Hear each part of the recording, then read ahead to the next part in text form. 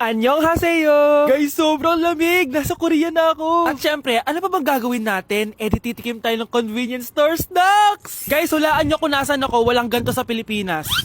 First time ko makakatikim ng mga pagkain sa convenience store dito sa Korea. Grabe, sobrang dami din pagpipilian dito. Guys, ito daw yung kinakain ni Jungkook sa live niya, so tikman natin kung masarap. Guys, simula bata daw si Jungkook, ito yung favorite niyang iniinom, so tikman din natin. Hala, si Jungkook! Akala ko na hospital ka. Resurrection, ang muling pagkabuhay. Annyeonghaseyo! Hala ka, may Korean guys, oh. May mga hotdog din, no? Tikman natin yung mga hotdog nila kung masarap. Guys, may nakita ako, matcha siya na pandesal, tas may ulam siya sa loob. Tikman natin kung lasa.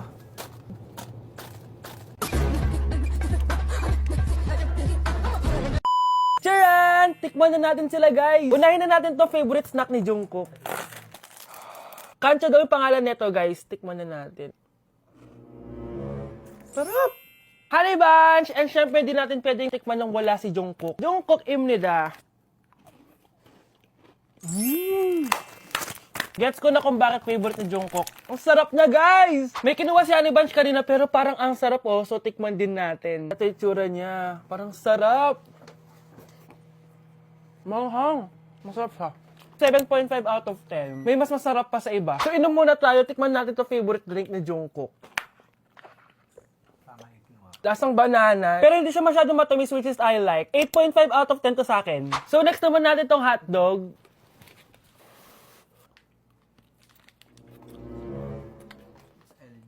Ganun lasa. Hindi ko siya gusto, guys. Weird na lasa niya. 3 out of 10 lang to sa akin. Hindi ko siya masyadong gusto. Next natin tong dried pusit. So, ganito yung itsura niya, guys. Matigas siya. Ang tigas. Baka niluluto pa to. Eh, grabe. Alam mo yung mga ginangat-ngat ng aso? 1 out of 10, hindi ko siya nakain, tapos wala rin siya lasa. Next natin to matcha na siopaw na may ulam sa loob. Unang kagat, guys. Akala ko sobrang dami laman, di siya katulad ng picture, oh. Pero masarap siya. Alam ko yung kalasa niya, yung bola-bola, ganun. I'll give it 8 out of 10, kasi masarap naman siya. Second to the last natin, itong curry crispy roll. Curry? May curry nga talaga siya. Ganito yung tsura niya, guys. Uy, ang sarap! Magugustuhan mo siya. Oo nga. Guys, masarap siya. 9.5 out of 10 ka sa akin. Okay, guys, last natin. Magkukurya ba tayo na hindi nakakatikim ng buldak? Guys, natatakot ako kasi maanghang talaga to. Hindi siya maanghang, guys.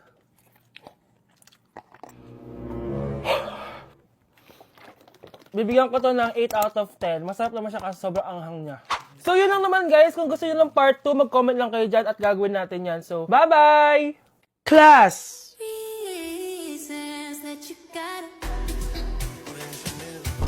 Pinakaniwala mo lang lahat. Or in fact, ako pa nga dapat yung magtanong sa'yo eh. Ginaan mo ba talaga ako?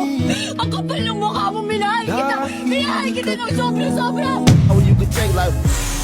Going back to Honolulu just to get that Maui Wowie, that Maui. Sa tukok din, nasa bakong Medyo pagkabir, medyo pagkabir.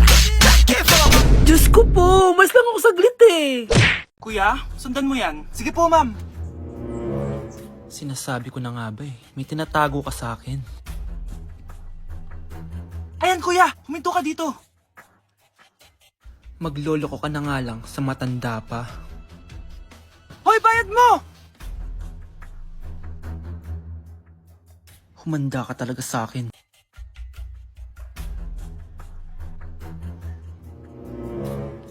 Ang sweet niyo naman, may paregalo ka pa ha?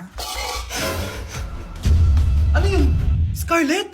Anong ginagawa mo dito? Manloloko ka! Pinagpalit mo ko dito sa matandang pangit na to? May paregalo ka pa ha? Eh sa akin nga wala kang binibigyan na regalo eh! Scarlett, magpapaliwanag ako. Manahimik ka! At ikaw naman, matandang pangit, sayong-sayo na tong boyfriend ko! Magsama kayong dalawa! Aba, walang respeto tong girlfriend mo ah. Ano pinagsasabi mo, Scarlett? Eh, nanay ko to. Excuse mo lang yan! Eh mukha nga nagtatago ka kanina eh! Nagtatago ako kasi isusurprise namin yung tatay ko. Ganitong babae ba yung gusto mo anak? Yung walang modo? Nay, pagpasensyahan niyo na siya. Tita, sorry po. Anong sorry?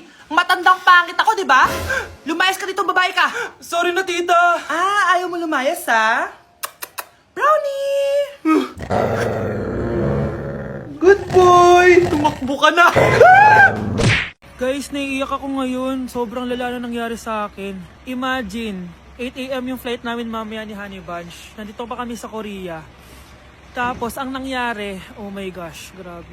Sobrang nakaka-stress. Bumili kasi kami dito sa cosmetic shop na tier. Tapos, edi may mga tax refund siya. Edi binigay ko yung mga passport namin, ganyan. Yung kay Honey Bunch na balik. Tapos ako, ang tanga ko kasi na-distract ako kay ate kasi marunong siya mag-Pilipino. Siyempre na-entertain ako ganyan. So anong nangyari, inaya na ako umalis ni Honey Bunch. Hindi ko man lang napansin na hindi ko nakuha yung passport. Sobrang tanga. Kumain pa kami, naglibot-libot pa kami. Like hindi ko man napansin. Pauwi na kami papuntang hotel. 600 pesos yung booking. 10 minutes lang kami nakasakay, tapos chinek ko yung bag ko. Sabi ko, bakit walang passport dito? Wala yung passport ko. Tapos naalala ko, naiwan ko pala dun sa tier shop. Ay, kanina sobrang nanginginig ako. Sobrang gusto kong umiyak. Problema pa is hindi pa siya 100% sure kung sa theater na naiwan yun. Hindi doon talaga, sure ako na sa tier ko talaga siya naiwan. So kailangan ko ulit mag-rebook ng flight namin papuntang Tokyo. Ang mahal. Grabe, kasi bukas na agad. Ang worst case scenario pa dito, baka na-misplace nila or nabigay nila sa ibang customer. Shit. Pumunta kami sa police station dito, tinawagan nila yung mga staff kaso hindi na daw kaya. May tumutulong sa amin kanina kaso hindi na talaga siya pwedeng buksan. Ngayon pa talaga ako sinusubukan ng panahon kung kailan last day na namin. Like ngayon pa talaga siya nangyari. Kasi pag hindi ko nakuha yung passport, wala. Uuwi na talaga kami ng Pinas. Kailangan ko kumuha ng emergency passport. Kasi imagine, bayad ko na lahat ng hotel namin sa Japan. Kung di kami matutuloy dun, parang nagsayang lang ako ng pera. Guys, update ko kayo mamaya kung makukuha ko yung passport ko or kung matutuloy pa yung Japan trip namin. Update sa nawala kong passport. 9 o'clock na ng umaga at literal na wala akong tulog sa kaka-overthink ko. So pupuntahan ko na yung store kung saan ko naiwan yung passport ko. Lord, sana nandun pa. Nag-search ako tapos 10 AM daw sila nagbubukas. So pupunta na tayo doon bago sila magbukas. So naglalakad lang ako papunta sa subway. Nandito na ako sa subway guys and kinakabahan na ako. Hindi ko talaga alam gagawin ko pag wala talaga dun. No, hindi pwede. Makakapag-Japan kami. Kasi sayang yung mga binayad ko, be. Guys, nakasakay na ako. Guys, nandito na tayo. Kinakabahan ako. Tapos naiihi pa ako. Guys, wish me luck, Lord. Please, sana nandun. Nandito na tayo sa Myeongdong, guys. Tapos dun yung papunta dun sa store. Ako lang pala mag-isa ngayon, guys. Hindi ko kasama si Honey Bunch. Solo traveler. Pinapaayos ko kasi siya ng mga gamit. Pag uwi ko dun sa hotel, diretso na kami airport. Ganun. Grabe sa isang katangahan. Sobrang mahal. Mahal maging tanga dito, guys. Wait lang, may napapansin ako. Parang ang fresh ko dito sa Korea. Yun ang glass skin, no? Ito yung store, yung tier. Diyan ko nawala yung passport ko. Loh, tinitignan ako na ito, oh. Guys, may mga staff na. Try ko magtanong if may nakita silang passport. Sana pansinin ako. Hello? Deadma challenge sila, guys. I left my passport yesterday here. Yes. Can you please check? Guys, ano nandito? Pinakabahan na ako. Lord, please. Magkakabait na ako, please. Hala, guys. Hala, ano tong hawak ko? Passport ko yata to. Yes, makakapag-Japan tayo, guys. Over naman, no? Hindi na siya nag-overthink. Inisip ko ngayon, pupunta tayo na Japan.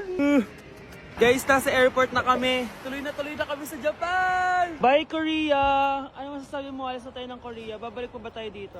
Yes, at sana next time hindi mo na makakalimutan yung passport.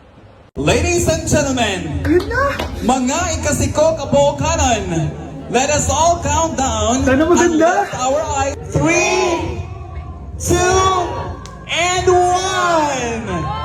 Ayan, this signals that the spirit of the season has Magkano budget dyan? 500 pesos?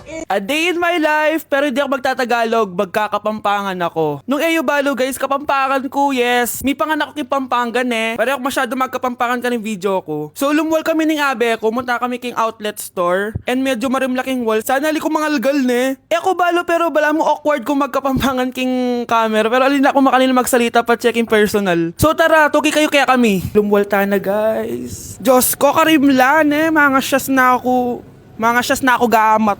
Balo yo, adwang Domingo na ako cholo ang bansa. Kukutang dana nung kapilang kumuli ako nung muli ko pa. Keling Japan uso yung motoran pong tricycle. Gamitan da kaya ni train. So lungob ta na keling station. So salita ng ticket.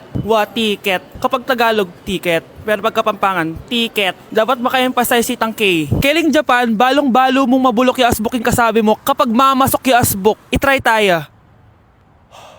Ay, Eh, yun napapansin din sinabi ko na.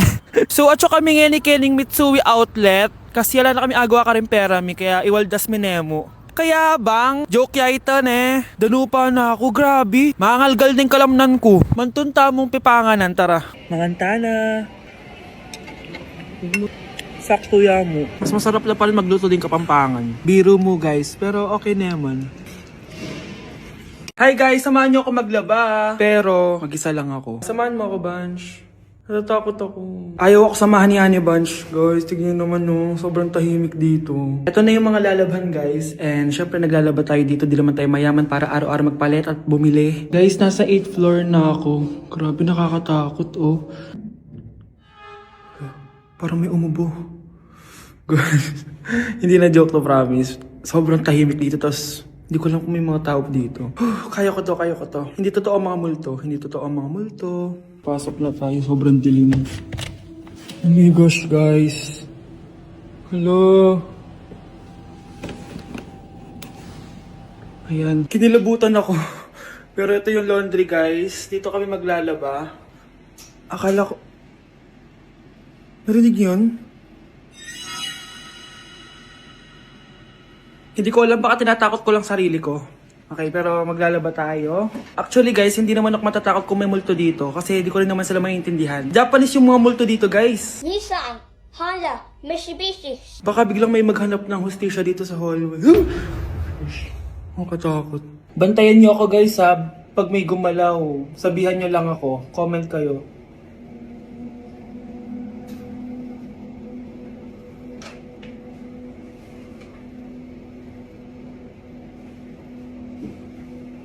Babalik na ako sa hotel guys, hindi ko na kaya. Babalikan ko na lang yun mamaya. Guys, kinikilabutan pa rin ako. Babalik na ako sa room, balang ay dyan! Okay class, 5 points sa akin ang makakasagot neto. Ano ang pangalan ni Rizal? Ah ma'am, yes Scarlett? Rizal Park. Anong Rizal Park? Jose Rizal yon. Diyos ko mga bata ngayon. Siya ang pambansang... Ma'am, siya ang pambansang opa. Siya ang pambansang bayani natin. Anong pinagsasabi nyo? Oh, kompletuhin nyo to. Ang kabataan, ang pag-asa ng busan. Mali! Bayan! Pinagluloko nyo ako ha? O eto, ano ang sinulat na libro ni Jose Rizal? Ma'am, El Filibusterismo. Imnida. Tama na sana eh. Naloloko na kayo sa K-pop at K-drama na yan ha. Last na talaga. Ayusin nyo na. Okay class, last question. Sino ang kapatid ni Rizal? Kapatid ni Rizal? Ah ma'am! Eto, sure na ako sa sagot ko. Yes Scarlett, ang kapatid ni Rizal Park ay si... Eh, si Sandara Park.